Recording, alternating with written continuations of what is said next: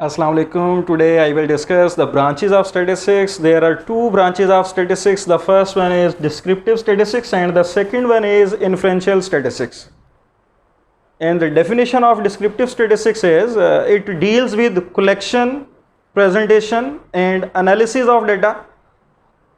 और अब अगर हम इसको उर्दू में एक्सप्लेन करें, उर्दू में डिफाइन करने की कोशिश करें तो हमारे पास यहाँ पे जो स्टैटिस्टिक्स सब्जेक्ट है इसके बारे में हम बात कर रहे हैं कि इसकी ब्रांचेस कितनी हैं।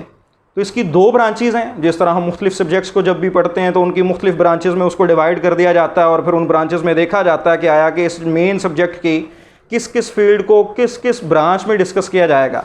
तो बिल्कुल इसी तरह यहाँ पे हमारे पास जो स्टैटिस्टिक्स है ये भी एक ऐसा सब्जेक्ट है जिसमें हम कलेक्शन, प्रेजेंटेशन, एनालिसिस और इंटरप्रिटेशन की बात करते हैं और फिर इसमें भी हम इसको मुख्तलिफ ब्रांचेस में डिवाइड कर देते हैं ताकि रिसर्चर के लिए, किसी भी समझने वाले के लिए आसानी रहे, किसी एक फील्ड को चूज़ किया जाए और उसमें काम किया जाए।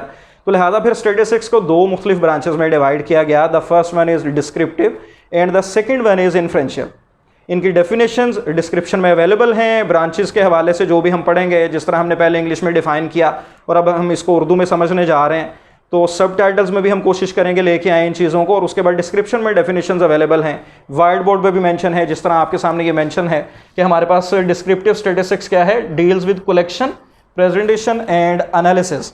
यानी ये पहले तीन फीचर्स ऑफ डाटा को डील करती है कि डाटा को कलेक्ट किस तरह से किया जा सकता है, किसी भी प्रॉब्लम से रिलेटेड जो डाटा है उसको फिर कलेक्ट कर लेने के बाद प्रेजेंट किस तरह से करना पॉसिबल है, ज़्यादा से ज़्यादा सिंपल और कम्पैक्ट फॉर्म में।